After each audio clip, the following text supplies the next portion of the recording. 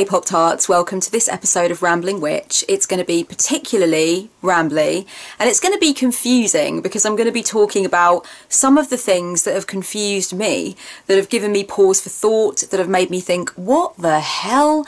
Like the head fucks, the weirdness that comes with being a witch for me. One of the reasons that I'm talking about this particular thing in this Rambling Witch episode is because I'm so interested to know if other people find themselves in the same boat about certain things. I'm interested to know if some of these confusions extend to other people and aren't just me. I've got a feeling that some of the things I'm going to list here people will really relate to. Other times it's going to be a case of maybe one or two people.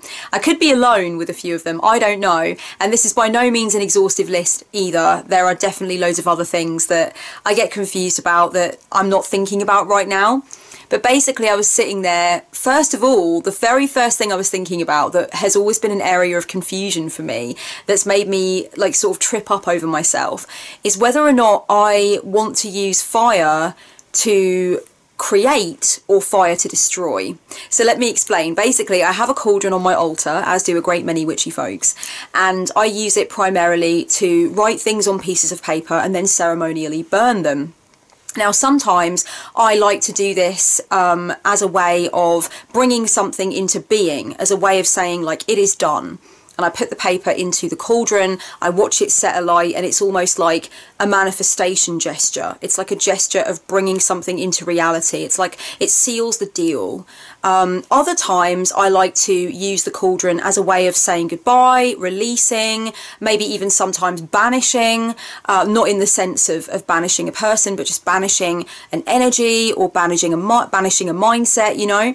So sometimes I use the fire in more of a destructive way to represent the breaking down of something or the going away of something.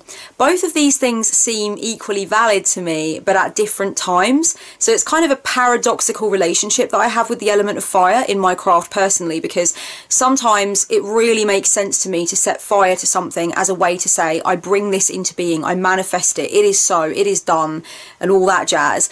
And then other times it makes way more sense to me to use fire as a destructive symbol, as a way of saying I break this down, I dissolve it, I dismantle it, it is no longer the case. I'm sure a few of you might be sitting there thinking, okay, well, it doesn't really matter. Sometimes you use fire in a creative way, sometimes you use it in a destructive way. Does it really matter? You can use fire for both. And I know that I can, but there's this weird thing in my head that tells me that I can't. And I get tripped up on it all the time. And I still do use fire in both the manifesting way and also in the banishing or the destructive way. I still use the element of fire in both ways because both ways do feel right to me at different times. But I always have this thing in the back of my head whenever I'm going to use fire in the destructive sense. I have this thing in the back of my head. It's like a little warning signal, and it says, oh, be careful because you don't want to actually put the wrong intention into it and end up bringing it into being.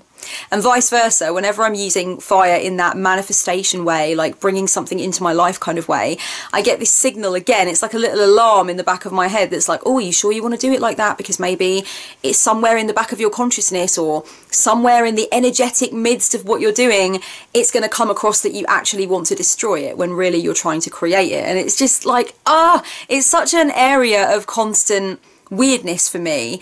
And it's not weirdness to the point where I can't use fire in my practice. Like I said, I do, but that just is a thing that plays on my mind. It's a thing that sometimes stops me in my tracks and I think, which way do I want to use it? Do I want to use it to destroy the thing I don't want anymore? Do I want to use it to manifest the thing I do want? Should I be using fire for that at all, considering that it breaks the paper down and it does, you know, get rid of the paper? So really, shouldn't it always be used as a symbol of destruction and a symbol of banishing and release? But then there's this other part of me that's like, no, we definitely should put things into the fire as a way to manifest and as a way to say, yes, like it is my intention, it is where I want to put my fire, and that's what it symbolises. So I have this really weird dance that I do with fire, and I've been doing it on and off for the longest fucking time. And I don't think it's ever going to stop. I think I'm always going to have that weirdness about fire. But I wondered if anybody else gets this and what anybody else has done about it. Can you rub along with both? Can you see the element of fire in magic as being creative and as being something that represents manifestation and bringing things things into reality and really meaning things and really, you know, kind of making them tangible, as well as also using it to represent destruction and like dismantling and getting rid of and releasing. Obviously I'm still rubbing along with both, but it's definitely been a head fuck for me. It's definitely been weird, and I've definitely had moments where I've stopped and been like, hang on, what am I doing with this fire again? Hang on a second. Another area of weirdness and confusion for me on my witchy path has been the creation of sacred space. Do I want to cast a circle? Do I not want to cast a circle? How do I intend to cast the circle? Now, I've spoken very affectionately about circle casting in the past on my channel, and I still do feel very affectionate about it. It's still something that means a lot to me. It's still something that I would say is a very valuable part of my path. However, I don't want to cast a circle for every little thing, and sometimes I get some sense of confusion depending on what I'm planning on doing or what I think might happen when I do a specific thing, as to whether or not sacred space ought to be carved out. Now, I've got some various different ways of actually creating the circle, and some of them are a little bit more, like, let's say, effortless and no frills and kind of like straightforward than others. And it does help me to have those circle casting techniques that are more easy and straight to the point, so that if I'm feeling really conflicted, I can actually open sacred space, but it's not going to be in a really elaborate fashion that's going to take, you know, more time or whatever. So I feel like I can just do it quick and dirty. And I've got quick and dirty methods for a lot of things in my witchcraft, to be honest with you. I don't have a lot of time. And I found that one of the ways that I really advanced in my witchcraft and got out of my own way was to recognise that not everything has to be super duper flowery and over the top.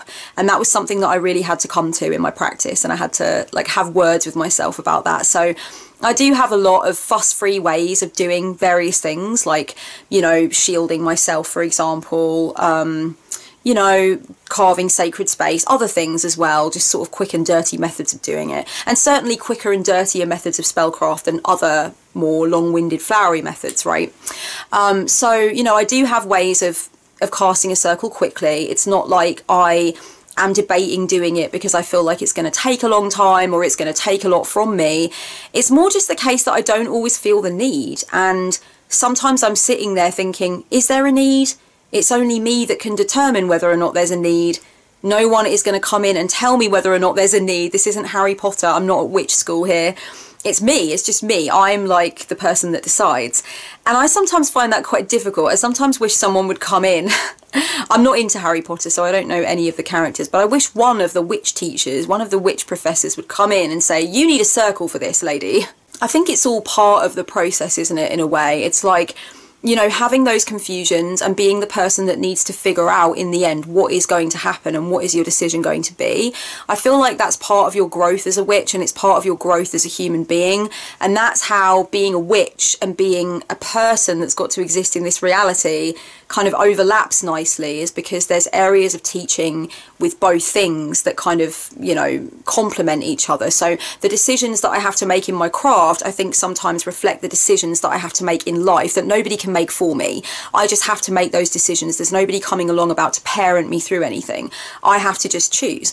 And sometimes that's really hard. And I think kind of like the microcosm of that macrocosm is things like in witchcraft, where I'm sat there thinking, what do I need for this? Is this something I can do without carving space? What would be the purpose of carving the space? What do I think is going to happen if I don't? Do I feel like I'm going to be more effective if I do? So it's just like these little questions that I ask myself, and I sometimes dance on the perimeter, no pun intended, trying to understand whether or not the sacred circle is actually required. I'm sure there are people out there who draw out sacred space for like their morning meditations and every devotional that they do and stuff like that, but that ain't me, baby. That ain't me. I feel like I like the feeling that I can just go and sit at my altar and do various things and not carve out space, if that makes sense. And there's certain things that I do in my practice that I sometimes carve out space for and I sometimes don't. Like when I was practicing with my crystal ball, I know it might sound weird to some of you possibly, because you might think, God, I would totally draw out sacred space for this.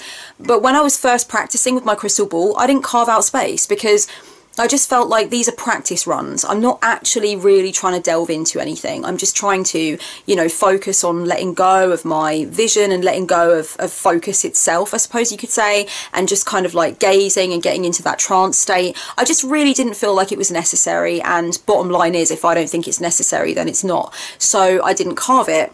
But there are other times that I do scrying, like for example on certain sabbats or esbats, or when I feel like I can use the ball to retrieve a certain answer, and I do carve out space for that, especially when the theme or the question that I'm kind of delving into is of a nature where I feel like I don't know if anything really revelatory is going to come through, or I feel very unsure of what might happen or what might come through. So I feel like I need that sort of, you know, spiritual barrier there around me. I'm definitely long enough in the tooth by now to know that there is this question for witches of whether or not carving sacred space is always necessary. There are witches that say that they do not feel the need for sacred space, whereas other people find that like completely preposterous and impossible to get their heads around.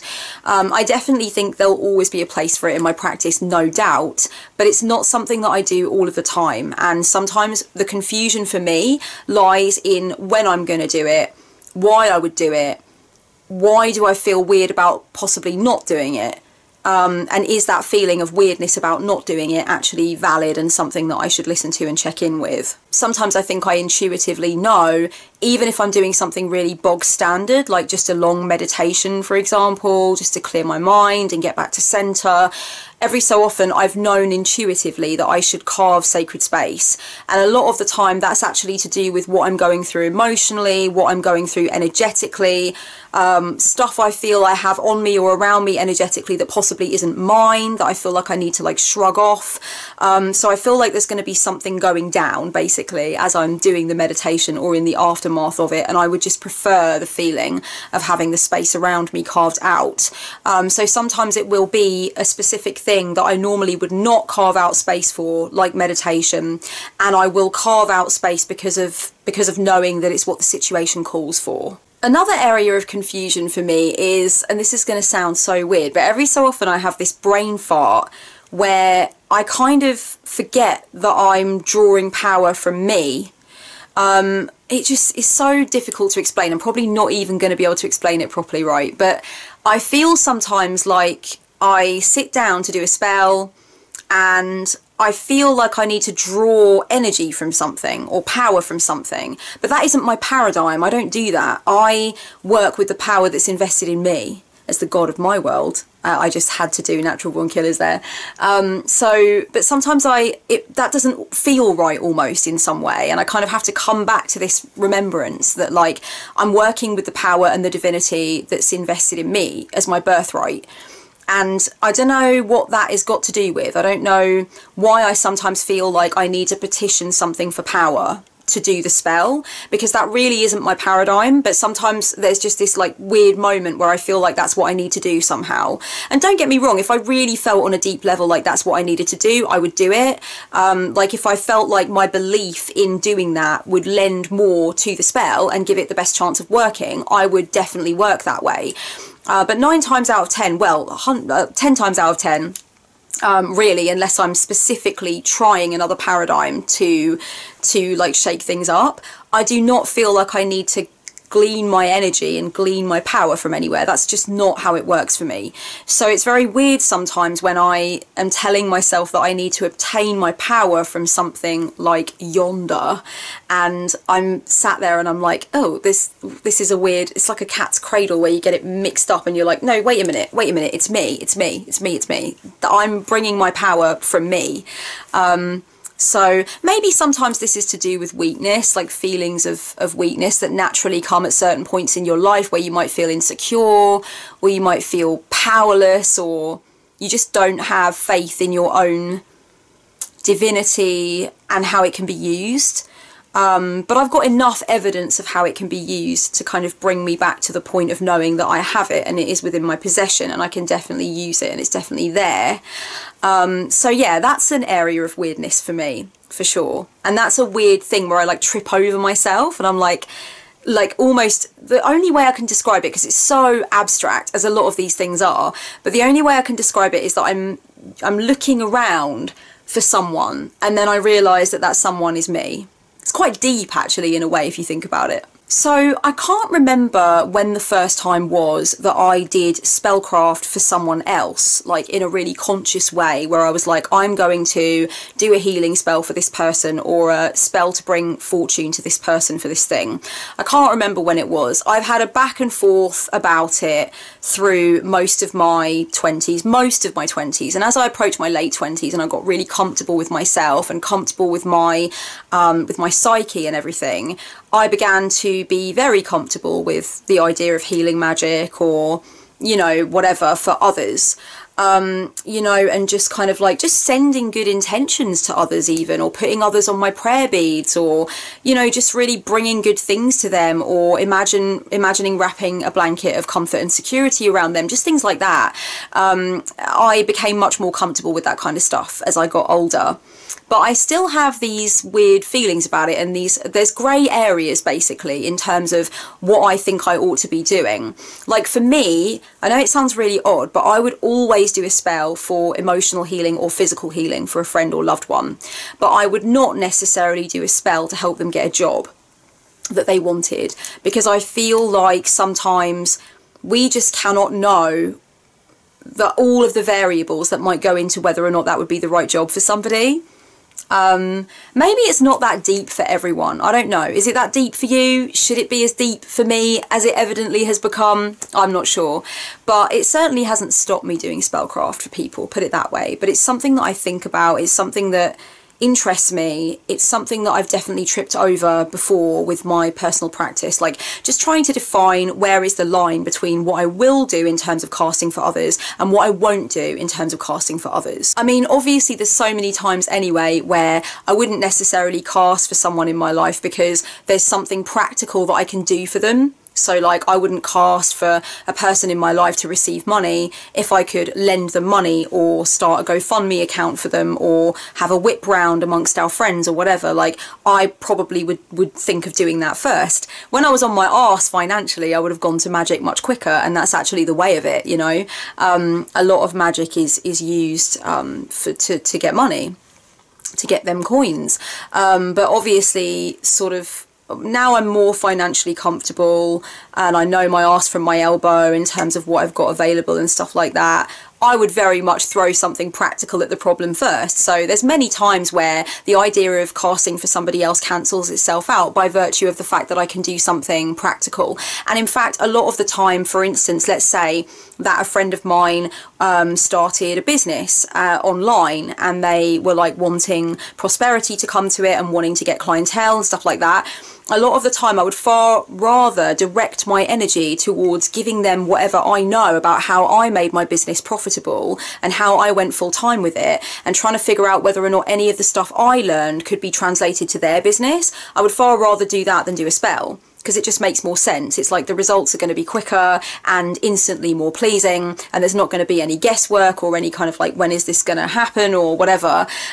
So I feel like I'm always going in the direction of like what is going to be the best, what is going to be the easiest, what is going to get the best results quickest, and it's not always spellcraft. So there is always that, and a lot of things, like a lot of scruples that I might have about what to cast for somebody else are cancelled out by what I can do for them anyway, and then I'm just getting that done, and that's where I'm placing my focus, if that makes any sense. I would love to know in the comments below, obviously, your opinions on any of these things that I'm talking about, but in particular I'd love to know what you guys think about casting for others. Do you cast for others? Do you only cast for others when you've got their express consent or when they ask you to? Have your opinions changed on that? I would love to know, because I find that really interesting. And I do feel like there's a lot of very sort of overly cautionary vibes going on when we talk about this sort of thing. So I've often heard it said that, like, you know, you should never cast for somebody else because you just don't know what you might be putting into that isn't good for that person. You don't know all the variables of what's going on with that person. You don't know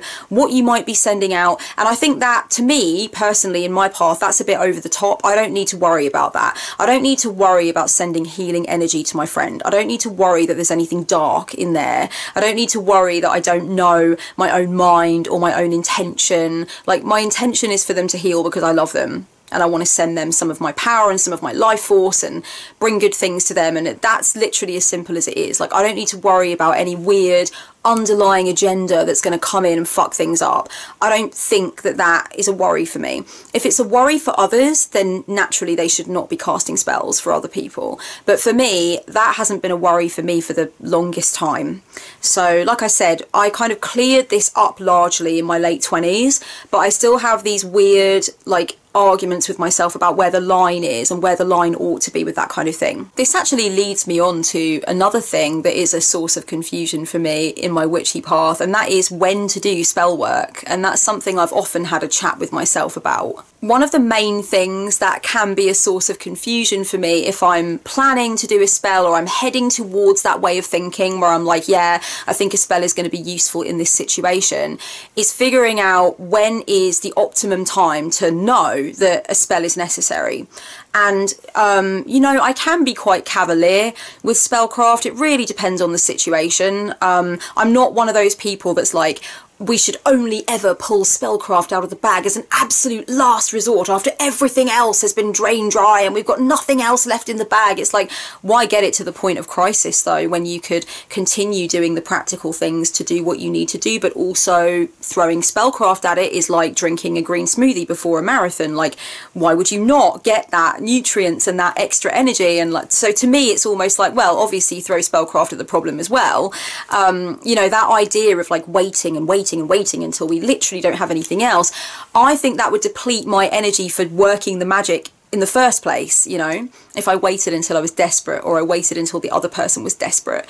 So to me, that doesn't make sense. So I'm not one of those people that's like, magic is so sacred, we should only take it out at the very last moment before we're about to literally just die of dehydration and our muscles are atrophying. And I'm just like, well, we should have thrown spells at it long ago before it reached that point, to be honest. But it is sometimes hard to figure out, like, should I carry on waiting because there are these certain variables that like haven't come together yet that might come together in the next week or so, or I'm waiting for this thing to materialize that could change the whole situation. So do I act now or do I wait? And then that feeling of sitting on my hands is weird, you know? Does anybody have that sitting on your hands feeling where you feel like you just should be doing something magical, but you're waiting for things to come together in a way that you're not sure how they're going to come together, but you're almost feeling like, could I be more useful in this situation, or do I actually need to wait? So that's been an area of confusion for me, I must say. And sometimes, you know, like, you just don't want to put another variable into the equation. You sometimes just know that you have to let something ride out. Oh my God, as soon as I said you have to let it ride out, I thought about that scene in The Craft where Sarah goes to the shop and says to the woman, like, how do I undo a love spell? And she says, when you undo a floodgate, when you open a floodgate, how do you undo it? You don't undo it. You can't. You've let the water go, so you have to let it run its course. And that's what I thought of. Oh my goddess, even after all these years, I'm still thinking about Craft references. By the way, while we're talking about The Craft, Rachel True followed me on Twitter the other day, and I fucking fangirled so hard that I nearly weed a little bit. I fucking love Rachel True. Rochelle was always my favourite. She was always my favourite. I think it's fair to say that I've achieved everything I wanted to achieve as a YouTube witch. When Rachel True is following me on Twitter, I mean, what else is there to go after? You know, I just feel like, you know, I feel like secure, like I've reached the pinnacle of everything I ever needed. Okay, so I don't want the next thing that I'm going to mention to come across as judgy or hostile, because I'm definitely not trying to be either of those things. But I find it really odd I've often found it quite odd when witches want to know your spells or your rituals, or like how exactly you have done something, or how exactly you have worded something, or what exactly has worked for you and how exactly did you do it. And I suppose that's just because it's so obvious to me, and it's also so ingrained in my beliefs that a spell can only work if it makes sense to you. And if it's got your passion in it and your views in it, even down to something as simple as like basic crystal and herb correspondences. Okay, there's a general consensus, you know, on what certain things mean. But unless you've really got that in your heart of hearts as being what a certain crystal or what a certain herb or whatever means, then what are we doing here? What are we actually fucking doing here, you know? So that's always been an area of confusion for me.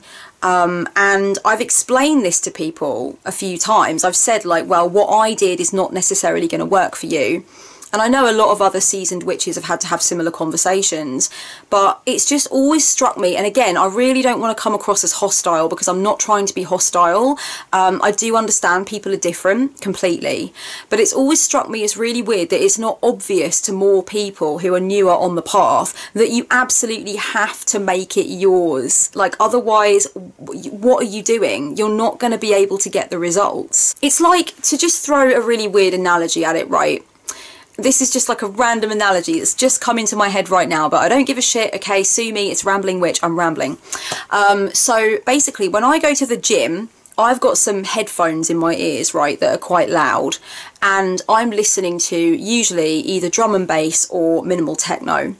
And those like genres, drum and bass, like liquid drum and bass, dark drum and bass, minimal techno, progressive techno, those genres are yes to me. Like, I will be on that treadmill or on that cross trainer and I will fucking smash it. I'll push myself. I'll go past that limit that's in my head, that mindset that I can't go any further, I can't do any more.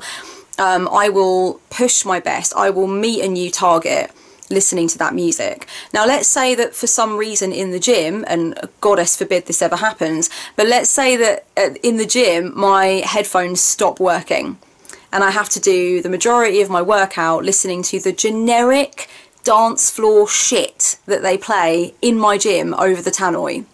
Am I going to have the same level of workout? Is it going to be anywhere near as exhilarating? Am I going to push my limit? Am I going to, like, smash my targets? No.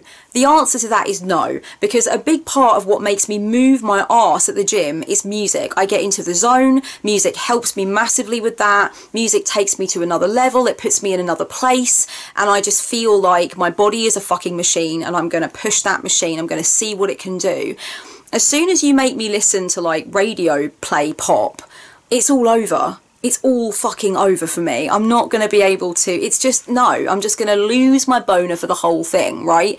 It's exactly the same with magic. What's the point in me giving you my gym playlist and saying, yeah, this really worked for me. I smashed it off its hinges, mate, listening to this playlist. What's the point in you then listening to that playlist thinking, I fucking hate techno, I want to saw my ears off, this is horrible. I'm very proud of that spontaneous analogy there. I think that works perfectly. I think that says exactly what I wanted to say. Take that, use it, you're welcome, it's free. The final thing on my list of things that personally cause confusion for me, or I get, like, you know, it's a weird head fuck for me, is the psychological model in magic versus the energetic model in magic, right? Now, 9 times out of 10, if I'm trying to do anything on myself, I believe that magic exists within the psychological framework for me. Whatever I do, no matter how, like, nutty and out of the box, no matter how transpersonal and radical it feels at the time when I'm doing it, or in the aftermath when I get the results, I believe that I've played a very, very elaborate, very fancy trick on my own brain. And that's what I believe. But it feels like something very, very different to that. But I don't think it's that. I think it's something else. But the energetic model must also exist, because I've done things that are just totally about the external realm, where my psychology would have really had no influence that I can possibly scientifically imagine. But my energy obviously directed itself there as intended, and I did the damn thing. So that's always very weird. And I know you don't have to be, like, totally prescriptive and very hard line about the model of magic that you follow. You don't need to be like, I only follow this model of magic, I only follow this one. Obviously you can believe in various different things that are happening, but it always messes me up when I think there's no way that could be even remotely psychological. And that really stuns me. And then I start to get into these feelings like, why haven't we figured out how magic works yet? Why do so many people think it doesn't work? You know, like, it's just, and then I go down this rabbit hole, and it's a delicious rabbit hole. It's a juicy rabbit hole. I'm not like actually upset about the rabbit hole. But it just causes confusion for me. It would be very much less confusing for me if my only paradigm was the psychological model, but I cannot account for some of the other things that happen. And it's kind of like, you know, the whole way that I work with archetypes, like goddesses and stuff like that, I see that primarily as a psychological thing. Like, I'm connecting with aspects of the collective unconscious. We all have these things within us and we can bring them to bear for the benefit of ourselves and each other, blah, blah, blah, blah, blah. Like Jungian stuff, right? And that's my bag, baby. But sometimes I'm working with a goddess and, like, you know, obviously in the midst of receiving a really, really profound, like totally appropriate message from a goddess, it's like, you're thinking, you're looking at it and you're like, well, I didn't make that happen with my mind. How could I have brought that into being? That is like something, that is like she is talking to me. And she is talking to me. But it's really hard for me to frame that within the collective unconscious Jungian psychology framework. I can't frame it like that because it's not like that. Something has happened between me and this other dynamic, creative, living force in the universe. And that's like, that can't even remotely be in question. At the time that it happens or afterwards, I'm like blown away by that. So that's interesting too, because so much of what I say about working with archetypes and working with goddesses is like, it falls under the psychological model, the psychological framework. But honestly, there have been some lived experiences that I've had, particularly with my matron deity, where I'm like, wow, that was not to do with my psychology. That's like, that's something happening, that's something there. So then that is a weird rabbit hole for me, and I go a little bit like Morpheus, and I'm like, you want to find out how deep the rabbit hole goes? I'm like, maybe I fucking do. Give me that pill, damn it.